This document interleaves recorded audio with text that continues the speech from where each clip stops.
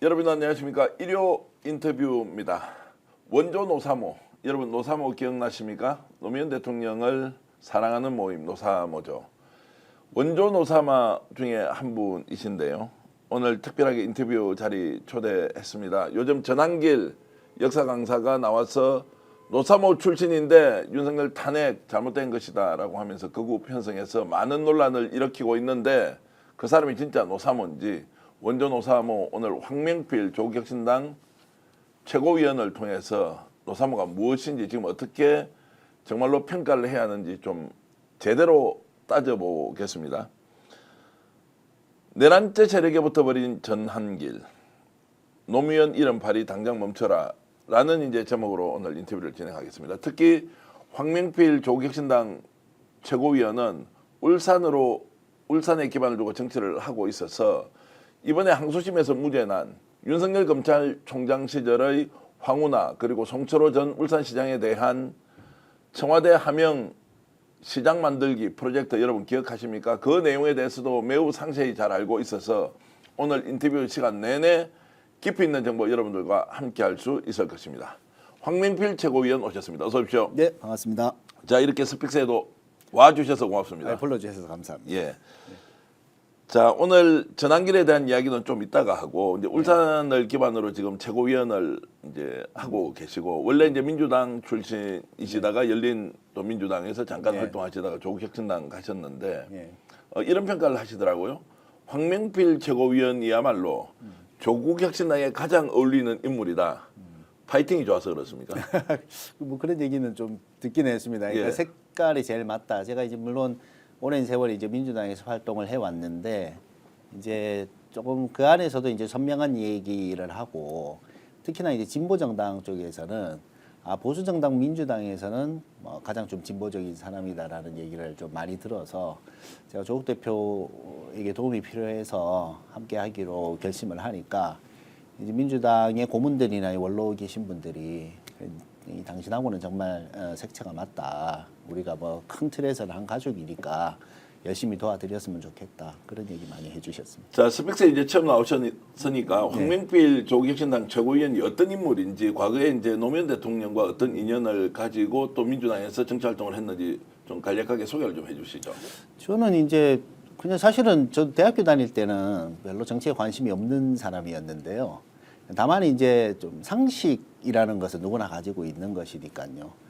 근데 이제 제가 보면 저희 대학을 다닐 때는 전국 각지에서 많은 학생들이 오지 않습니까? 그러니까 이제 친하게 지내는 애들 보면은 뭐 해남에서 왔다, 순천에서 왔다, 뭐 영덕에서 왔다, 영천에서 왔다.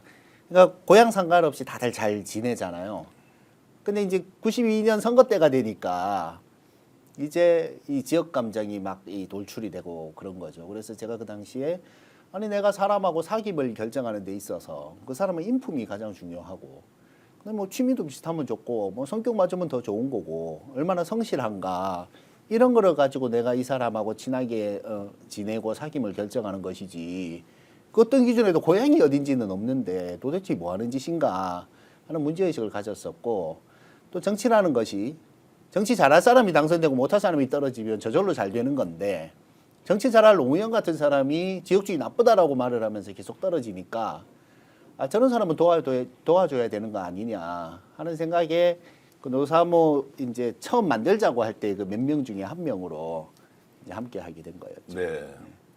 정치학을 전공하셨고 92년도라면 이제 대통령 선거 그렇습니다. 시절일 텐데 92학번이거든요, 제가. 92학번이고 그때 그러면은 이제 대통령 후보로 나왔던 분이 김영삼 전 대통령, 뭐 김대중 대통령, 그다음 김종필까지 나와서 이제 경합을 벌이는 시절인데 어쨌든 그렇게 해서 이제 노사모에 들어간 것은 그 이후에 이제 활동이 어떻게 이어집니까? 그래서 이제 2000년도에 노사모를 만들고 제가 2002년도까지는 그 이제 노사모 회원들이 홈페이지 하나 만들어서 일단 그냥 침묵하는 거예요. 네.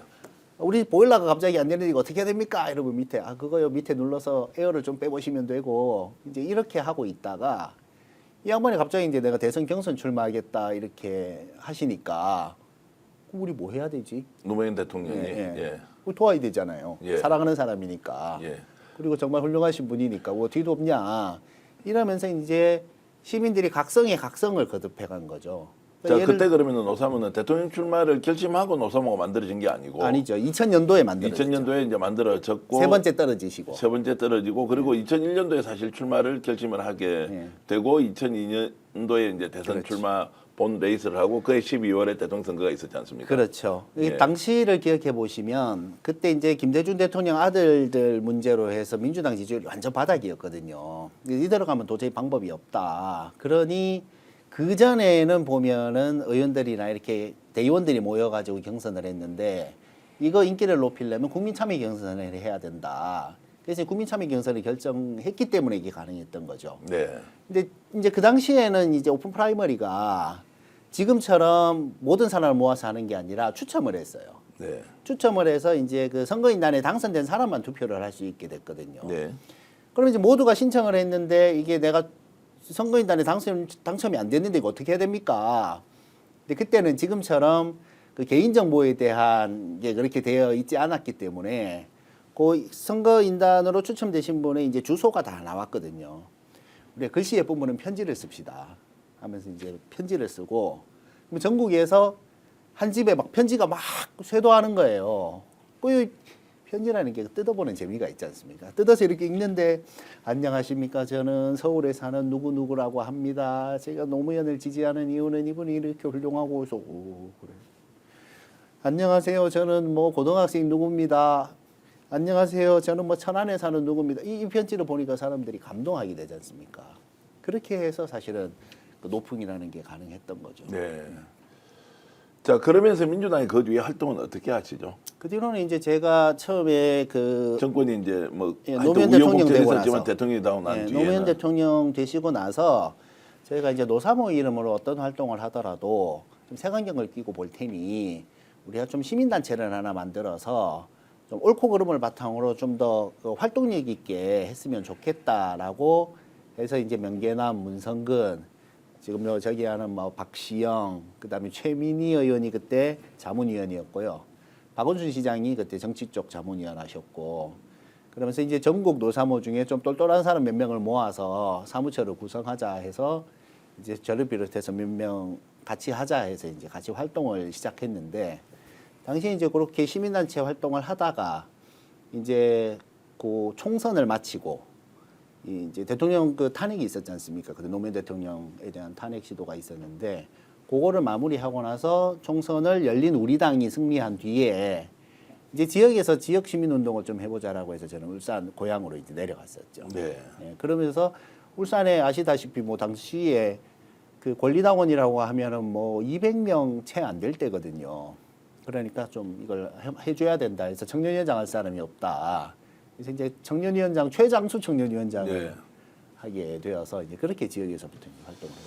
알겠습니다. 이제 노사모 이야기를 하니까 바로 이제 그 지금 극우 파리 그러니까 노무현 파리를 하고 있는 이제 극우 세력 요즘 뭐 유명해졌다기 고도하고 또 악명이 높아진 전한길 이제 역사 강사에 대한 얘기를 좀 해보겠습니다. 일단 네.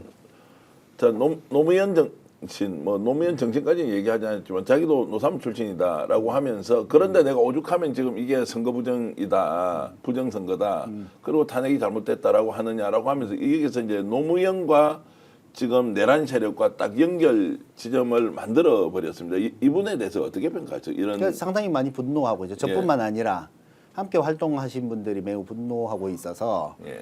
그것 때문에 지금 한 20여 년간 별로 연락이 안 되던 사람들이 다 카톡방에 모여서 네. 지금 뭐 바글바글 해요. 네. 근데 이제 제가 그 이해가 안 되는 게 우리 중에 누구도 그 사람을 몰라요. 네. 활동한 사람들 중에서는. 근데 이제 이런 거는 있겠죠. 제가 노사모라고 하면 당시 홈페이지에 10만 명이 있었거든요. 네. 근데 이제 처음에는 그렇게 많지 않았지만 대선 끝나고 나서 들어오신 분들까지 해서 이제 10만 명이 넘었는데 회원으로 등록돼 그렇죠. 있는 분만. 예. 근데 이 회원 등록이 어렵냐? 아니에요. 그냥 뭐 치고 회원 가입하면 회원인 예. 거예요. 그래서 그럼 노사모라고 얘기를 하면 뭐 열심히 하신 분들도 노사모고 그냥 댓글만 다신 분도 노사모고 홈페이지에 가입하신 분도 노사모지만 저는 그렇게 생각합니다. 실제로 활동을 하지 않았거나 홈페이지에 가입하지 않았는데 노무현 대통령님 서거하셨을 때 광장에 나와서 울던 많은 사람들 그리고 내가 당시에는 노무현에 대해서 전혀 몰랐지만 이제 역사를 알고 나니까 이분이 정말 훌륭한 분이었구나 이렇게 생각을 해서 지금 노무현의 정신을 배우려고 하는 분들은 저는 다 노사모라고 생각을 한단 말입니다.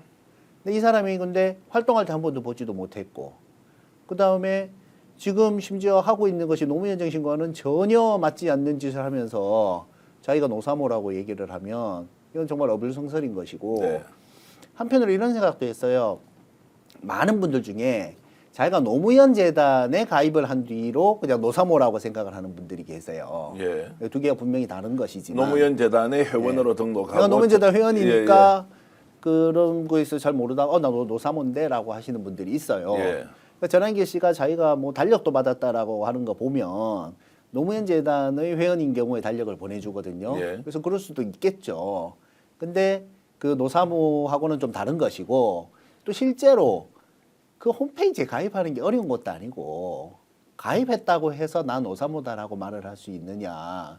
그 좀 의미적으로는 다르다고 보는 것이죠. 제가 아까도 말씀드렸지만 설령 홈페이지에 가입하지 않았다 하더라도 네. 노무현 대통령을 사랑하고 이 자체가 노무현을 사랑하는 사람들의 모임이거든요. 자, 그러면 이제 전한길 역사 강사가 왜 노무현 이제 뭐 노사모를 연결을 시켰을까? 자, 그 이제 그 행위 자체에 대해서 매우 비판적으로 이제 봤고 네. 우리가 분석을 해보면 이 사람은 왜 그러면은 노무현이라는 이제 대통령을 이렇게 연결을 해서 저렇게 대중 연설을 할 때 쓸까? 어떤 의도가 있어? 자기 정당화죠. 자기 정당화. 예, 보통 보시면 이렇잖아요. 나 고향이 전라도인데 민주당은 진짜 잘못하고 있다. 뭐 네. 어쩌고저쩌고 이렇게 댓글 다는 사람들 있잖아요. 굳이 자신의 논리가 정확하고 문제가 없으면 그런 얘기를 할 필요가 없어요. 이거 잘못된 거 아니냐라고 얘기를 그 조리 있게 하면 되는데 궁색하거든요. 자기도 궁색한 걸 알아. 그런데 뭔가 그럼 거기에다가 권위를 부여한다거나 혹은 말 안 되는 것을 좀 말되게 하려고 하면 이제 그런 것들이 필요해지는 네. 거죠. 그래서 저는 뭐 그런 차원이라고 보고 뭐 답답하죠 하는 거 보면. 답답하다. 예, 페이스북에도 뭐 글을 좀 아주 강하게 올리셨더라고요. 예, 예.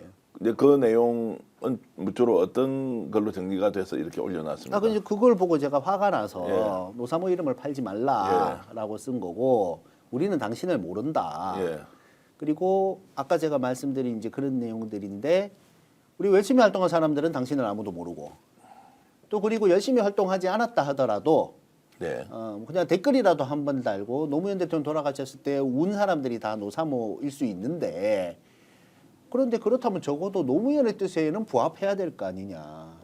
우리가 제가 지금 여기에서 노사모라고 소개가 되고하지만 제가 이 어디 가서 노사모라고 이렇게 대놓고 말하기가 부끄러운 지점이 있어요. 왜냐하면 저는 정말 노무현 대통령을 위해서는 진짜 목숨도 걸 수 있다고 생각을 했는데 네.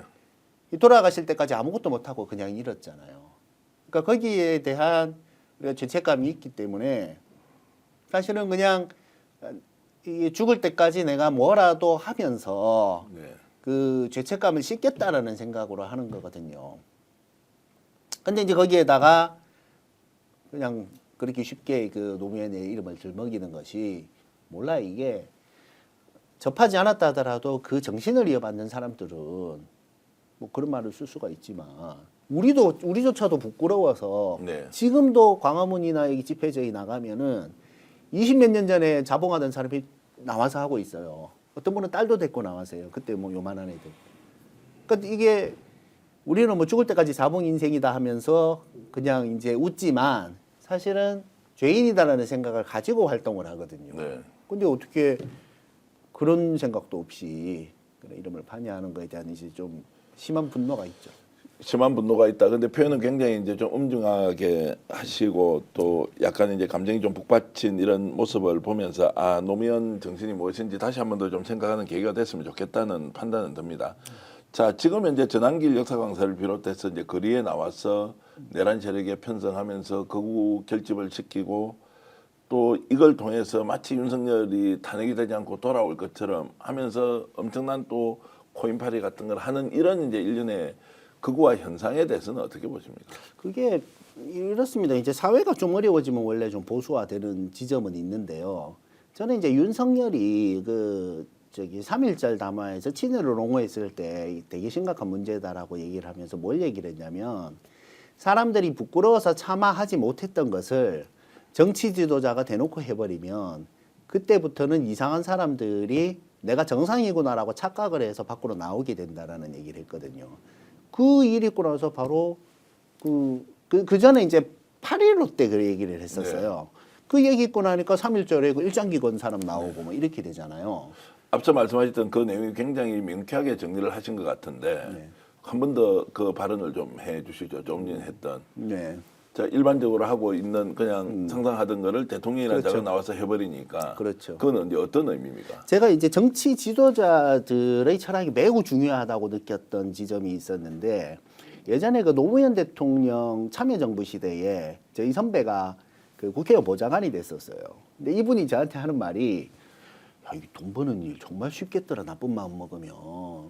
아니 전국 각지의 개발 예정지 자료 가져오라고는 다 가져오는데 그중에 골라서 뭐 친척들 시켜서 땅 사면 돈 버는 거 아니냐. 근데 우리 노무현 대통령님 그런 거 질색하시면 우리는 그렇게 하면 안 되지. 이렇게 얘기를 했거든요. 나중에 이 의원이 그 한나라당으로 갔어요. 네.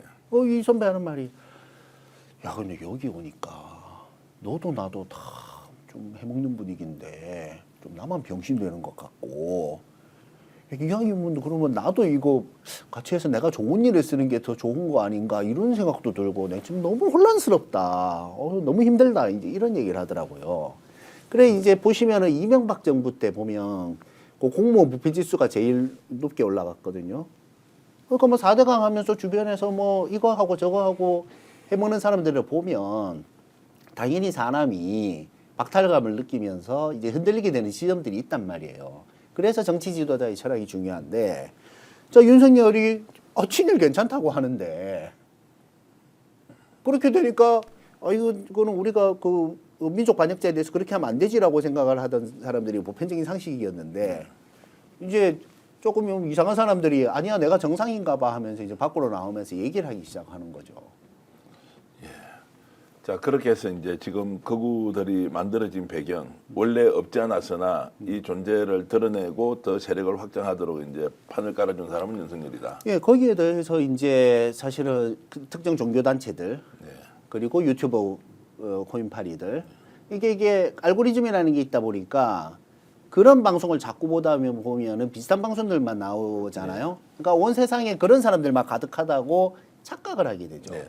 네, 그래서 사실은 코인파리들도 알아요. 제가 그 문재인 대통령 그 평산마을 앞에서 코인파리 하던 애들하고 싸우다가 뭐 고소도 당하고 이랬거든요. 걔들 그 카메라 있을 때 막 이렇게 하고요. 끝나고 갈 때는 아이고 뭐 수고했습니다 이러면서 가요. 그러다가 그쪽에서 이제 한참 하다가 이제 조금 이게 떨어지니까 걔가 또 그저 태극기 집회 가고 하고 있더라고요. 네. 이제 그들도 이제 이 보수 코인파리가 정말 짭짤하긴 한가 보더라고요. 자, 돈벌이 수단이다. 이제 이렇게 설명할 수도 있는데 이제 거기에 덧붙여서 이것이 이제 정치의 예를 들면 이제 후진성을 강화시키고 있고 이 정치가 실제로 부존재하는 것처럼 많이 폭력이 난무하고 이제 이런까지 가는데 그렇습니다. 제가 이제 황채구 의원께 여쭤보고 싶은 것은 그럼 지금 진보 진영의 소위 말하는 민주 진보 진영의 정치와 지금 국힘을 중심으로 한 보수 세력의 정치 현상, 그것의 극우화, 이 대척점에 실제로 민주 진보 진영의 정치가 있다고 보십니까? 아니면 완전히 지금 양쪽은 정치를 하는 방식과 성격이 달라져 버렸다. 그러니까 우리 보통 새의 좌우 날개를 비교할 때는 뭐 건강한 견제와 균형이 필요하다고 하는 것과 지금은 이제 극우화 현상이 민주 진보 진영과 대비해서 우리가 설명을 한다면 이걸 어떻게 우리가 이제 알릴 것이냐. 조금 어려운 질문이긴 한데요. 비슷한 쪽에 있습니까? 그렇게 보십니까? 완전히 수준 차이가 난다 이렇게 보십니까? 비슷하다고 보지는 않고요. 수준 차이가 분명하죠. 예. 분명한데 이게 이제 되게 우리의 정당사를 보면 이 정당이 보면 이제 그 계급 정당에서 지금 뭐 캐주얼 파티 쪽으로 가고 있지 않습니까? 그러다 보니까 이제 이 정책적인 면에서 이게 보수 정당과 그냥 민주정당 혹은 뭐 진보정당 사이에 이제 그 격차가 점점 차이점이 줄어드는 지점이 계급 있는 정당에서 거죠. 대중정당으로 가고 있다 이런 설명입니다. 예, 그거는 뭐 그 전부터 그렇게 왔는데, 근데 이제 국힘당은 대중정당으로 조금 오는 척하다가 지금 완전 지금 극우를 대변하는 쪽으로 이렇게 가고 있기 때문에 지금 이쪽이 이제 민주진보 세력이 그렇게 가고 있지는 않아요. 왜냐하면은 근데 여러 가지 나오는 정책들이 어쨌든 중도를 어떻게 뭐 끌어안을 것인가 하는 쪽으로 가고 있는 것은 분명하기 때문에 거기에서는 무슨 차이는 극명하죠. 그리고 가장 큰 차이는 적어도 이 부끄러움을 알잖아요. 네. 쟤들은 부끄러움이 없잖아요. 그러니까 제가 옛날에 그런 얘기 한번 했는데 국민의힘은 이거 저 공천을 할 때 그 납작 두께를 재가지고 예. 특정 두께 이상이 돼야지 공천을 받는가 보다라는 얘기를 한 적이 있거든요. 예. 그러니까 권성동 같은 사람이 나와가지고 이재명 대표를 도덕적으로 비난을 해요. 아니 강원랜드에서 뭐 그렇게 해가지고 여러 가지 의혹을 받은 사람이 이재명 대표를 도덕적으로 비난을 하고 그다음에 자기가 박근혜 때 한 말을 지금 정면으로 뒤집고 있으면서 그것에 대해 가지고 전혀 부끄럽게 생각을 안 하잖아요. 네. 그러면 김민전 마찬가지고 윤상현 마찬가지고 이제 이런 분들이 예를 들어서 이제 뭐 김상욱 의원에 대해 가지고도 그렇지만 뭐 김예지 의원, 김예지 의원은 어쨌든 장애가 있으신 분이죠. 예. 거기에 대해 가지고 오히려 그것을 비하하는 얘기를 하고 그 정치인이 어떻게 그 동료 의원의 장애를 빗대 가지고 그렇게 얘기를 할 수가 있어요. 그러면서도 부끄러운 줄을 모르니 가장 뭐 극명한 차이가 있는 것은 분명하죠. 자, 극명한 차이가 있다. 그런데 이게 실제로 지지율 차이로 그러면 그대로 정비례하느냐 이제 이 부분에 대해서 오히려 지금 극우와 경향을 보이는데도 불구하고 보수 정당에 대한 지지율이 뭐 어금버금하다. 대선 한번 치러볼 만하다라고 하는 이제 여론조사 결과의 신뢰도 문제 하나고 두 번째 그럼에도 불구하고 대중은 그런 극우화되는 것에 대해서 심각한 문제인식을 덜 가지고 있는 거 아니냐라는 이 부분은 어떻게 설명하시겠습니까? 그게 우리가 투표를 하면 네. 명확하게 한 가지 사유만 가지고 투표를 하지는 않지 않습니까? 그럼 여러 가지 사유 중에서 무엇을 중요하게 보느냐는 사람마다 다 다르잖아요. 그러니까 우리 대개의 보편적인 상식을 가지고 있는 분들은 아니 이거 도대체 나라를 이런 식으로 만들 수가 있느냐. 그러니까 이번에는 이렇든 저렇든 간에 쟤들한테 정권 줘서는 안 되겠다. 저것들 정권 줘놓으니까 나라를 뒤집고 이게 엉망진창을 만들어 놓는데 이렇게 투표하는 분들도 있는 거고 야 이거 진짜 잘못되긴 잘못됐는데 아 근데 난 뭐 쟤도 마음에 안 들어 이렇게 하는 분들도 있는 거고 근데 예를 들어 그게 이제 착각을 주는 문제는 좀 있죠. 왜냐하면 아 우리가 이 정도로 나쁜 짓을 했는데도 지지율이 이만큼이나 나와? 네. 나쁜 짓 계속 해도 되겠네라는 예. 그 착시 현상을 주는 것은 사실은 좀 심각한 문제고요. 그다음에 이제 여기에서 우리가 여론조사의 이제 신뢰도 이런 문제는 굳이 뭐 얘기하지 않아도 어느 정도는 이해하실 건데 그렇다고 해서 우리가 저거 다 잘못됐으니까라고 인식할 수는 없다고 저는 보고요. 어쨌든 가장 보수적인 상황에서도 민주진보 세력이 이기는 길을 가야 되기 때문에 우리가 이제 그 여론조사 잘못된 거야라고만 자꾸 생각을 해버리면 안 되는데 다만 이것은 좀 분명히 착시 현상은 있다고 저는 생각을 합니다. 실제 대선을 하면은 격차가 많이 날 거라고 생각하십니까? 아니면 지금 이제 여론조사상으로 나오고 있는 저는 격차가 그렇게 많이 날 거라는 생각을 그래요? 하지 않습니다. 왜냐하면 그래서 더 극우화라는 노선을 포기하지 않을 수도 있겠네요. 그럴 수도 있습니다. 그런데 왜냐하면 한번 다들 생각해 보시면 예. 이 나라가요 IMF가 와갖고 나라가 쫄딱 망했는데도 2.3% 차이를 이겼어요 김대중 대통령이. 그것도 DJ 비연합을 해가지고. 예. 그럼 이인재가 안 나왔으면 어떻게 될 것이냐. 물론 지금은 정치 지형이 많이 달라졌죠. 그것은 노무현 대통령이 끊임없이 노력하셨고 그 뒤로 이제 수많은 정치인들이 이제 동서화합을 위해서 그 노력한 거기에 더해서 여러 가지 정책 개발도 하고 우리가 이제 영남권이나 특히나 험지에서 고생만 하다가 한 번도 당선되지 못하고 이렇게 그냥 그 정치를 끝낸 분들이 상당히 많거든요. 네. 이제 그런 희생들의 총합으로 이만큼이나 이제 따라온 거죠. 근데 대선은 보면 항상 박빙의 싸움이었지 정말 편안하게 널널하게 이긴 적이 별로 없어요. 예. 어쨌든 대선은 이제 5월 대선으로 대충 예상을 하고 계시는 거죠. 그렇습니다. 예. 그 지금 뭐 탄핵 여부에 대해서는 지금 뭐 질문을 하지 않겠습니다. 그거는 네. 이제 일반적으로 다 전망하고 있는 그대로 갈 것이라고 저도 보고 있고요.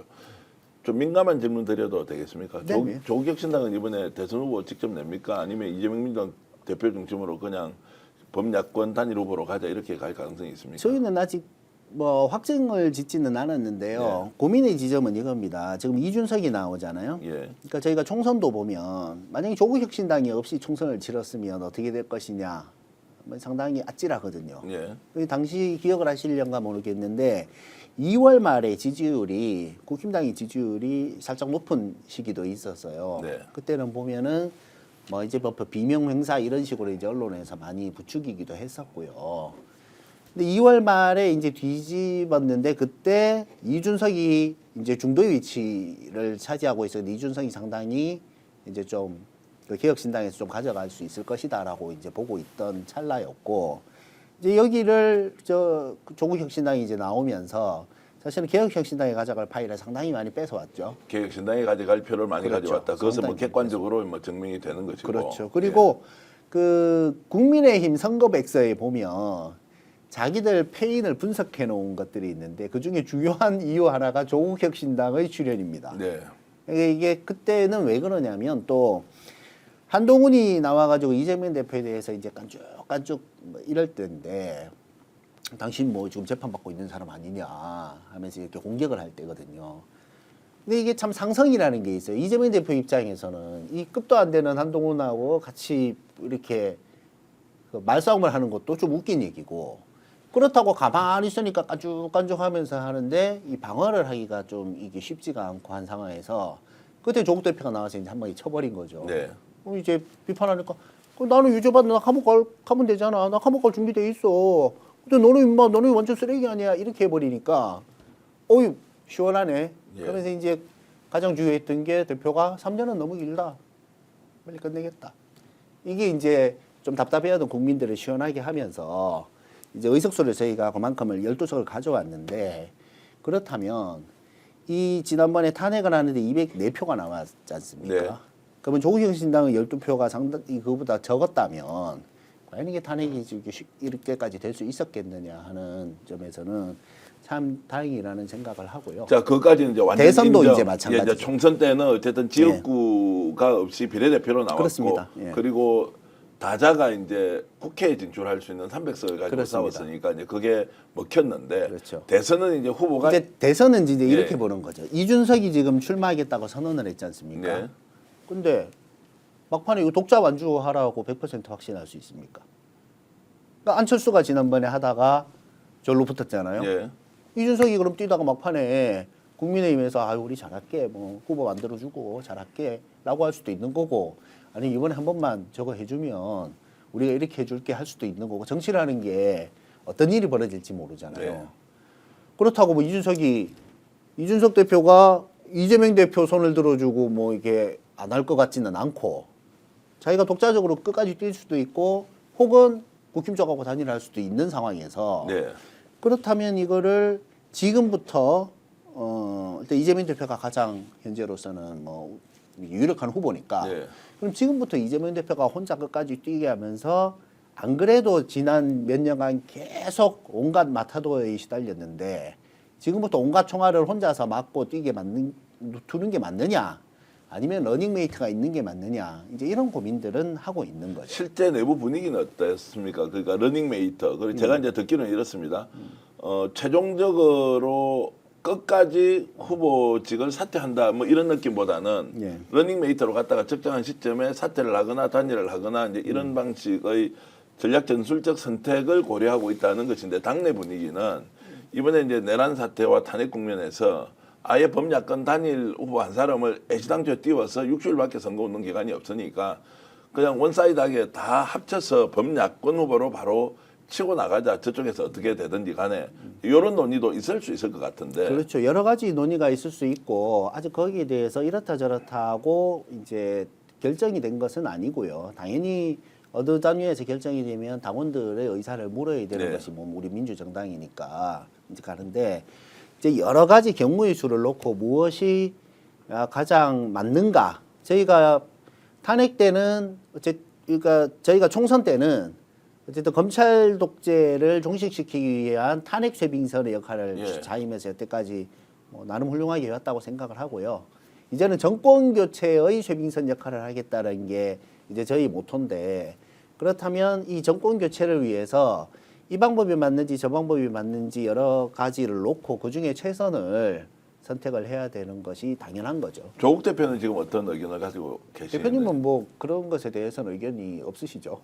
그러니까 이제 뭐 정권 교체론이지만 예. 뭐 제가 듣기로는 이재명 민주당 대표를 통해서 정권 교체해야 되는 것은 기정사실이다라는 의사가 있다라는 얘기도 들리기도 하고요. 그 대표님의 속마음은 그러니까 대표님은 이재명 대표님하고 뭐 상당히 이제 뭐 각별한 예. 사이고 그렇지만 그것을 본인이 어쨌든 당무에 대해서는 얘기를 안 하시려고 하거든요. 예. 그러니까 대의를 위해서 우리가 정권 교체에 우리 당이 큰 역할을 해줬으면 좋겠다는 뜻은 당연히 갖고 계시지만 그 강론에 대해서 이게 좋겠다 저게 좋겠다는 말씀은 하지 않으시죠. 네. 그런 것은 근데 이제 이 적절치 문제는 않다고. 지금 이제 민주당 지지자들이 보면 와 조국 혁신당 이번에 뭔가 하면 아 이게 또 이런저런 갈등의 요소가 되겠다라고 걱정하시는 분도 있을 거고요. 뭐 조국 혁신당은 독립 정당으로서 12석의 국회의원을 가지고 있기 때문에 독자 노선 갈 수 있는 거 아니냐. 마지막에 적절하게 서로 단일화하면 되는 거 아니냐. 뭐 의견 좀 엇갈릴 것 같은데요.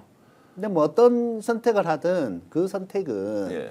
우리 민주진보 세력이 제대로 집권을 해서 새로운 제7공화국을 열어 국민들을 더 행복하기 위한 길인 것이지 네.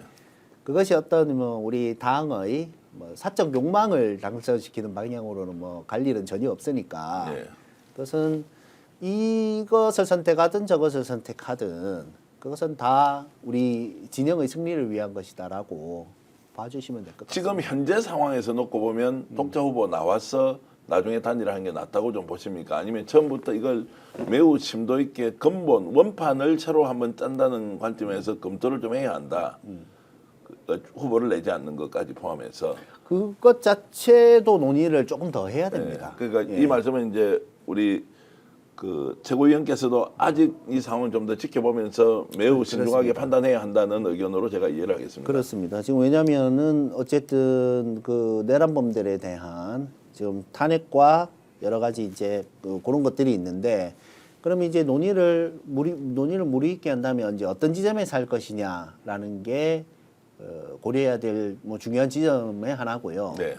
또 이제 저희가 그 원탁 회의를 제안을 해서 야 5당 원탁 회의를 제안해서 정권 교체를 위한 그 방안으로서 이게 되게 중요하니까요. 네. 그래서 민주당에서 지금 받기로 해서 지금 하고 있으니까 그런 것들도 중요하지 않겠나 싶습니다. 명태균 특검을 가자. 이 네. 명태균 건만 가지고 조국 혁신당 한번 최빙선 돌파구 만들어 보겠다라고 이제 좀 적극적으로 나서고 또 민주당도 반응이 상당히 괜찮더라고요. 네. 명태균 게이트 한번 제대로 치고 나가 보자라고 그러니까 당내 분위기는 좀 정리가 됐습니까? 저희는 사실은 이거를요 벌써 작년 10월 달에 얘기를 했어요. 명태균에 대해서 명태균 특검으로 특검을 가자. 해야 된다라고 조국 대표가 계실 때 던졌는데 사실은 이게 좀 뭐 중소기업의 비애라고나 할까요? 그러니까 대기업이 같이 해야 되는 일이니까. 그때는 다 김건희 특검으로 가고 그 안에 명태균 게이트가 들어가야 된다고 생각했죠. 그게 이제 그렇게 이렇게 처음에는 이제 그렇게 다 냈지 않습니까? 근데 이게 명태균 거는 김건희 거는 이상하게 보면요. 김건희가 저기 부의원은 맞는 것 같습니다. 예. 왜냐면은 윤석열이 204표로 이게 통과됐잖아요. 예. 그 내란 특검은 198표 얻어갖고 부결됐는데 김건희 특검은 196표예요. 그러니까 이제 국힘당 의원들이 우리 김건희 씨에 대해서는 정말 엄청나게 이 비호를 하는데 그 당시에도 이제 자꾸 반복해서 김건희 여사에 대한 것들은 이렇게 부결이 되다 보니까 명태균에 대해 가지고 해야 된다는 의견을 이제 그때 냈었고 다만 이제 뭐 그것을 선택하는 데 있어서는 시기가 이때가 맞냐 저때가 맞냐 뭐 이런 생각은 또 가질 수 있는 거니까 저희는 뭐 그 부분에 대해서는 먼저 명쾌하게 얘기를 했었고 네. 당연히 그렇게 가야 된다고 생각을 합니다. 자, 명태균 특검으로 이제 돌파구를 찾으면 뭔가 이제 야권에서 새롭게 지금 진실을 좀 더 밝혀낼 수 있다 이렇게 이제 기대를 좀 해보겠습니다. 네. 서두에 이제 얘기를 하던 거 다시 좀 돌아가 봐야 되겠습니다. 이제 울산에 지역 기반을 두고 있고 그다음에 지금 황운하 원내대표가 최근 항소심에서 무죄를 받았어요. 이 네. 사건은 이제 울산시장 송철호를 당선시켜라고 하면서 문재인 정부 때 2018년도 지방선거 때 하명으로 수사를 하라. 그때 이제 울산 경찰청장이 황운하 지금 조국 혁신당 원내대표였는데 이거 아니다라고 주장을 했지만 윤석열 검찰총장 시절에 이걸 밀어붙여서 결국 골인을 시켰어요. 1심에서 3년씩 그렇죠. 이렇게 이제 유죄를 만들어 버려서 사실상 지난 대선에서 이 건 때문에 이재명 민주당 대표가 졌다. 완전히 말렸다. 문재인도 하명시켜서 시장 만들어라고 했던 거 아니냐. 그게 뭐 조국 대표도 거론이 됐고 백원우 비서관도 있었고 그렇죠. 뭐 여러 사람이 지금 걸려 있었는데 이게 이제 항소심에서 최근에 무죄가 됐는데 이 내용 잘 아시니까 좀 요약해서 정리 한번 해주시죠. 이게 부정적 영향을 분명히 미쳤죠. 그 사람이 보면 이제 일반적인 사람들은 딱 부당한 것에 대해서는 분노하는 정의감을 각자 다 가지고 있거든요. 이거 억울하게 이렇게 했다라고 하는데라는 것이 투표를 결정하는 데 있어서는 분명히 영향을 미치죠. 저는 이 황운하 우리 원내대표 사건을 보면서 참 걱정을 많이 했거든요. 이제 힘들게 어쨌든 2심에서 무죄가 났을 때 제가 땄던 생각은 드라마 대사였어요. 악은 이토록 거침없이 제 길을 가는데 악은 이토록 거침없이 제 길을 가는데 제 길을 가는데 예. 제 길을 가는데 어째서 선은 끊임없이 자신을 증명해야 하는가. 어째서서는 자신을 끊임없이 증명해야 하는가. 이게 드라마에 나온 예. 대사인데요. 이제 그 생각이 탁 들더라고요. 지금 보면 이 사필기정이라고 얘기를 하지만 정말 말도 안 되는 것이거든요.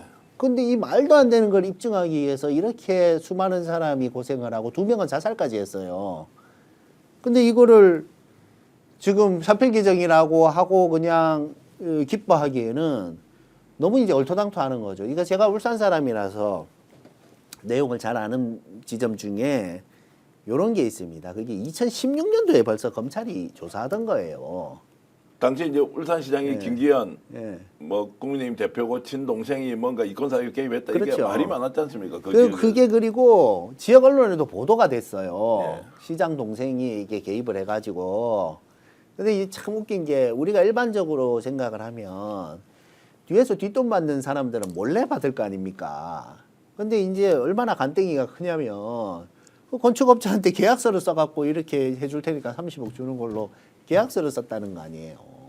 이게 기도 안 차는 일인데 그게 이제 지역 언론에 나오고 나서 그 뒤로도 조사가 미적미적 하다가 2016년에 경찰보다 이 검찰이 인지를 하고 언론에 보도가 됐으니까요. 이제 수사를 하던 건데 그래놓고 묻어놓고 나서는 이제 문제가 되니까 나중에는 이거 뭐 하명 수사다 이런 식으로 네. 가는 거죠. 그러니까 그 김기현 의원 동생이 지역에서 그렇게 이권 사입에 개입해서 누구누구 많이 해먹었다 하더라 하는 소문은 그 전부터 쭉 동네 사람들한테 파다했거든요. 네. 근데 뭐 그러니까 시민들 봤을 때는 야, 저거 소문자자한데 터질 게 터졌네 했는데 갑자기 그 선거 때 그러니까 동생이 도망을 가요. 그래서 집 나간 김기현 동생을 찾습니다 하고 막 그랬었거든요. 그러니까 이 사람이 경찰에 출두 안 하고 검찰에 출두하겠다 해갖고 나중에 검찰에 출두를 해요. 검찰에 출두를 하니까 검찰이 그 사건을 조사한 경찰을 구속시킵니다. 네. 별건으로 해가지고. 예. 그러니까 누가 건드리겠어요. 이 잘못한 사람을 조사를 하니까 조사한 경찰을 구속시키는 그런 일이 벌어지는데. 자, 그래가지고 그 사건이 그러면 경찰로 이제 출발해서 검찰까지 갔다가 일종의 홀딩 이렇게 이제 가지고만 있었는데 자, 여기에 대해서 지역사회에서 계속 수사를 하라 이렇게 요구를 하지 않습니까? 그런 거죠. 그걸 받아서 이제 수사를 했는데 갑자기 이게 문재인 대통령이 자신의 친구인 송철호 울산시장을 당선시키기 위해서 아예 하명 수사를 시켜라 없는 걸 만들어내서 마치 사건화를 시키라고 지시를 했다는 걸로 이제 둔갑을 하면서 그렇죠. 1심의 유죄가 나와버렸잖아요. 예. 이제 제가 이제 그런 메커니즘을 보면서 그 옛날에 우리가 그런 거 있었죠. 그 천안함 사건이 있었을 때 처음에 이명박이 등장해가지고 이거 북한 소행은 아닌 걸로 알고 있다 이렇게 했었거든요. 근데 한 3일 지나고 나서 갑자기 북한에서 의뢰를 써서 그렇다라는 식으로 몰고 가요. 그래서 이제 이것도 그런 거 아닌가 비슷한 이제 그런 것들을 구동시키는 메커니즘이 좀 비슷해요. 네. 처음에는 아까 말씀드린 것처럼 경찰이 인지해서 아니고 검찰이 먼저 수사를 했었거든요. 2016년도에. 그러다가 이제 묻어놓고 있는데 경찰도 제대로 조사 안 하고 이렇게 있으니까 아니 지역 언론에 보도도 되는데 이게 왜 조사를 안 하고 이렇게 돼 있나 해서 당연히 경찰이 해야 될 본분이지 않습니까? 그게. 네. 그래가지고 조사를 한 건데 이제 김기현이 그 당시만 해도 막 어쩔 줄을 몰라가지고 그런 이제 느낌들이 있었거든요. 그러더만 갑자기 아 이거 청와대에서 이렇게 해가지고 나 억울하게 당했다 이런 이제 코스프레를 하기 시작한 거죠. 예. 그걸 언론이 받아줬고. 근데 그 당시에 이게 울산지검의 일이지 않습니까? 경찰이 조사해서 지검에 올리면. 근데 이 울산지검의 일을 갑자기 중앙지검에서 끌어당겨가요. 당시 검찰총장 윤석열 검찰총장이었죠. 예. 그리고 그 시기가 보면 이제 추미애 법무부 장관이 그 윤석열 사단의 행패가 이제 심하다 보니까 이제 여러 가지 인사 조치를 딱 하려고 하던 시점이었거든요. 네. 제 기억하기로. 그러니까 갑자기 이걸 중앙지검에서 끌어올려갖고 이거를 조사할 거다라는 식으로 이렇게 하면서 이제 인사에 대해서 좀 영향을 미치려고 했는데 이제 추미애 장관이 강단이 있는 분이다 보니까 이런 제하에 무슨 소리냐. 무슨 예. 말도 안 되는 해갖고 이제 인사를 해버리니 좋아 이판사판이다 하면서 이렇게 간 게 아닌가 하는 좀 그런 의심을 하고 저 있습니다. 의심을 이제 하고 있고 그러나 이제 그것이 이제 대선까지 가서 이제 1심이 선고되는 때가 그렇죠. 이제 2020년 1월달에 기소가 되었고 예.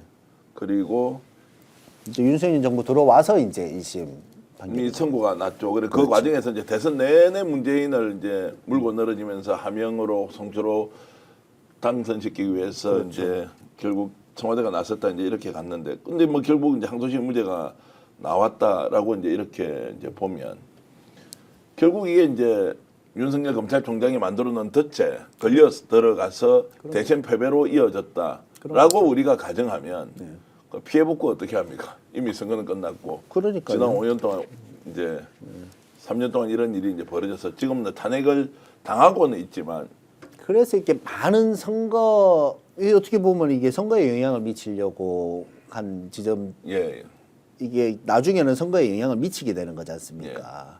근데 선거가 끝나고 났을 때 그러면 유권자의 투표는 이것 때문에 결정됐다 아니다를 명확하게 말할 수 없기 때문에 지나고 나서는 복구가 안 되는 문제가 있죠. 복구는 할 수 없는 답답함이 있습니다. 자, 그래서 이제 이 사건도 실제로 황운하 원내대표가 민주당에서 출마를 못하게 하는 것도 이 1심에서 유죄받은 것 그렇죠. 때문에 그렇죠. 지난 총선에서 이제 예. 그래서 이제 조국혁신당으로 와서 원내대표 활동까지 하고 그렇죠. 있고. 이제 본인은 검찰하고 계속 싸우셔야 되는데 예. 제가 이제 뭐 그 민주당에 대한 비판적인 얘기는 좀 가급적 안 하려고 하는데 이제 좀 안타까운 점은 그런 게 있어요. 그러니까 어렵다는 얘기를 좀 듣게 되는 네. 지점 중에 하나가 이렇게 검찰하고 싸우다가 기소가 돼서 이 억울하게 이렇게 당한 건데 근데 그런 리스크가 있으니까 뭐라고 해서 이 출마를 할 수 없게 되는 것은 아 이게 과연 맞는가? 근데 다만 그런 정무적 판단을 하는 분들의 고충도 이해는 하죠. 예, 만약에 예. 하다가 날아가면 그것을 당이 온전하게 책임을 져야 되기 때문에 그런 지점들이 있긴 한데 그러다 보니까 옛날부터 무슨 조선일보에서 어떤 정치인을 비판해 버리면은 그것이 영향을 미쳐갖고 그 사람은 출마를 못하게 되고 이런 것들이 자꾸 발생을 하니까 그런 지점도 앞으로는 좀 고려를 하면 좋지 않을까 하는 생각합니다. 물론 저희 입장에선 훌륭한 원내대표님이 그렇게 해서 저희 당에서 활동을 하실 수 있게 됐으니 또 이제 그거는 그런 또 좀- 비판도 충분히 저는 이해를 하고요. 다른 한편으로는 또 그렇게 해서 조국혁신당에서 기회를 가지고 그렇습니다. 쉐빙선으로 활동하는데 또 기여할 수 있는 것이니 그 순간순간의 정무적 판단이 반드시 옳다 그러다 의견은 다를 수 있는 것이고 네, 그러나 그런 그 거는 정무적 판단은 하는 그 네. 책임 단위의 이제 네. 정당이 마지막에 이제 져야 되는 것이라는 생각이 좀 들긴 합니다. 그 결국 이제 검찰개혁 문제를 어떻게 할 것인지로 자연스럽게 이어지는데 자 그러면 새 정부가 들어선다. 그리고 조국혁신당과 민주당가 손을 잡고 정권교체를 해냈다라고 했을 때, 자 이제 검찰개혁 문제가 구체적인 과제로 지금 나오지 않습니까? 그렇습니다. 존치냐, 네. 아니면은 기소청으로 아예 전환을 할 거냐. 네. 이제 이런 부분에 대해서 조국혁신당은 명확한 지금 당론을 가지고 있죠. 그렇죠. 어떻게 지금 되죠? 저희는 검찰개혁사법을 미리 냈는데 이게 지금 이 결국은 상임위를 통과하고 본회의에 올라가고 하려고 하면 이제 민주당이 이제 협조를 해줘야 되는데 그 점이 좀 안 되고 있어서 저희는 좀 빨리 하자. 이게 그 검찰 개혁은 사실은 노무현 정부 때부터의 어떤 이제 화두고 우리가 공수처 하나 만드는 것도 얼마나 힘들었습니까? 결국 조국 대표 온 가족이 그렇게 멸문지화를 당하시피 하면서 그나마 만들어 놓은 게 이제 공수처인데 이거 더 진척을 시켜야 된다. 이제 이렇게 제안을 하는데 여러 가지 뭐 그 정치적 사안에 대한 고려가 있겠습니다만은 그 부분이 이제 저희가 생각하는 속도하고는 좀 차이가 있다 보니 좀 아쉬움이 있죠. 자, 우선순위로 보면 지금 현재는 뭐 일단 탄핵 국면이고 내란 세력에 대한 이제 단죄 문제가 있으니까 다음 정부 들어서서 가장 먼저 해야 될 것이 바로 검찰개혁 문제인데 이때 이제 조국 혁신당이 얼마나 강력하게 역할을 하느냐가 매우 중요할 거라는 생각은 좀 듭니다. 민주당도 그때는 손을 뗄 수가 없는 상황이고. 근데 이제 우리가 그 늘 보면 보수 진영에서 특히나 언론들이 우리 민주 진영에서 정권을 잡으면 정치 개혁하자고 할 때 늘 그랬거든요. 경제가 지금 중요한데 왜 정치 얘기를 하냐. 이제 이런 식의 공격을 했잖아요. 네. 근데 그러면은 민주당이 일도 잘하는데 멀티태스킹이 안 되냐. 그 정도 멀티태스킹은 할 수 있죠. 그래서 우리가 그 지금 내란범에 대한 문제도 해야 되고 민생을 살리는 문제도 고민을 해야 되고 검찰개혁에 대한 것도 사실은 안이 다 나와 있기 때문에 그리고 공감대도 형성돼 있으니까 정부가 들어서고 나서 또 이것을 개혁 과제로 삼아서 이렇게 하는 것보다는 빨리 하는 게 좋지 않겠느냐라는 게 이제 저희 의견인 거고 네. 또 뭐 저희 의견이 뭐 100%다 맞다고 할 수는 없는 거니까 그런 고민을 하는 것은 이해를 하지만 저희는 뭐 이 창당의 목표 자체가 이 검찰 개혁이었기 때문에 아무래도 그런 부분에 대해서는 좀 더 빨리 합시다 이렇게 얘기를 하죠. 지금 방송을 보고 계신 이제 수많은 우리 스픽스 애청자 국내외 시청자 여러분들께 좀 검찰개혁은 조국 혁신당이 정말 당의 명운을 걸고 반드시 그렇죠. 해결할 것이죠. 예, 저희는 뭐 창당 목표 자체가 그거였으니까 그걸 이룩한 다음에 이제 제7공화국에서 이제 국민들의 삶을 어떻게 개선해 나가야 될 것인가라는 것이 이제 또 다른 화두고 뭐 존재 자체가 그렇지 않습니까? 그 정권 교체가 이제 이루어지고 난 뒤에 얼마나 조국 혁신당이 열심히 이 문제를 또 다루어서 국민들에게 인정을 받는지 여러분 함께 지켜봐 주시면 고맙겠고요. 그 뭐 우스개로 질문 하나 드리면 이렇게 이제 인터뷰를 하시는 것도 1대1로 하시는 건 좀 오랜만에 이렇게 하시는 거죠. 그렇죠. 예. 근데 너무 잘하시는데요. 아 그렇습니까? 예. 저는 아마 이제 황명필 조국혁신당 최고인이 누군지 여러분들 막 이렇게 찾아보실 것 같은데요. 오늘 이런 이야기를 통해서 조국혁신당에 있어서 얼마나 다행이냐. 제가 이제 이런 말씀 드리면 민주당을 진심으로 사랑하는 분들이 왜 스픽스는 조국혁신당 편을 드느냐 하는데 저는 어떤 정당이든 기존의 체제를 더 개선할 수 있는 방안을 실천적으로 노력하는 정당이면 누구든지 박수를 쳐야 한다. 그리고 정치인도 박수를 쳐야 한다는 생각이 들고요. 지금 최근에 제가 느끼는 것은 조국 혁신당에 있어서 22대 국회가 얼마나 좀 파워풀하게 움직일 수 있느냐. 만약 없이 민주당이 지금 170명 그리고 조국 혁신당이 12명인데 182명의 민주당과 170명의 민주당과 조국 혁신당 12명의 차이를 여러분들 생각해 보시면 정말로 우당이라고 하지 않습니까?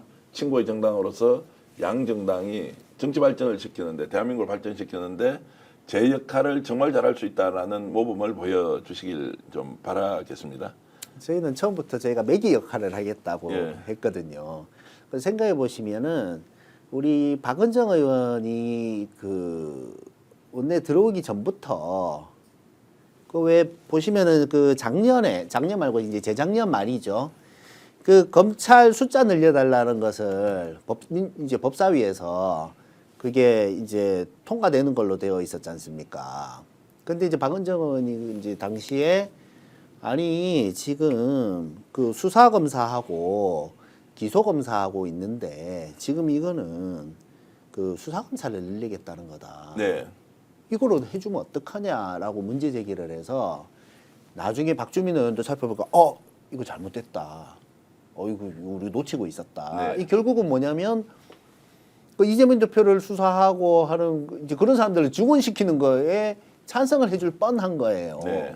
근데 그게 당시에 보면 민주당 내에서도 검찰하고 좀 이렇게 가깝게 지내는 분들이 이거 괜찮다, 이거 해줘야 된다 이런 얘기를 하니까 그러면 이제 그 내용을 실무적으로 잘 모르는 의원들은 그렇다면 이거는 숫자가 모자란 거 맞으니까 해주는 게 맞겠네 해서 된 지점들이 있었는데 그런 점들 짚어주면서 실수를 빨리 인정하고 또 바로 잡고 이제 그런 게 장점이죠. 네. 그렇게 해서 할 수가 있었는데 이제 저희가 매개 역할을 한다는 것이 민주당은 이제 어쩔 수 없이 소극적일 수 있는 지점들이 있지 않습니까? 그럼 저희가 먼저 한번 이제 군대에서는 천병이라고 하는데 쇠빙선처럼 나가서 먼저 이렇게 딱 던져서 욕을 먹으면 저희가 먹겠다는 거예요. 네.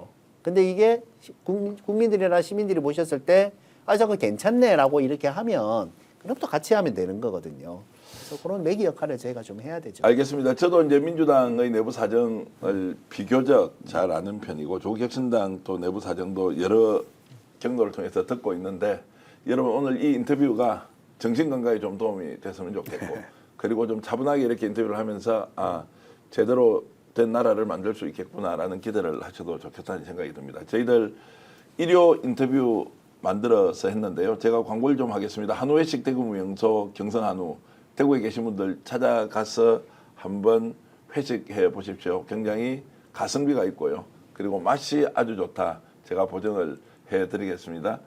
그 죽전내거리 용산자이 몰에 있는데요. 053-573-8900이고요. 많은 분들이 지금 스픽스 보고 오신다는 소식 듣고 있습니다. 여러분들께 감사히 말씀드리고요. 또 하나 저희들 구독, 좋아요 좀 많이 눌러주시면 더 많은 분들이 동시에 볼 수 있다. 지금 128만 명 지금 넘어가는 것 같습니다. 여러분 덕분에 열심히 달려가고 있는데 제 역할 하겠습니다. 시청자 여러분께 인사드리면서 오늘 인터뷰 모두 마치겠습니다. 여러분 안녕히 계십시오.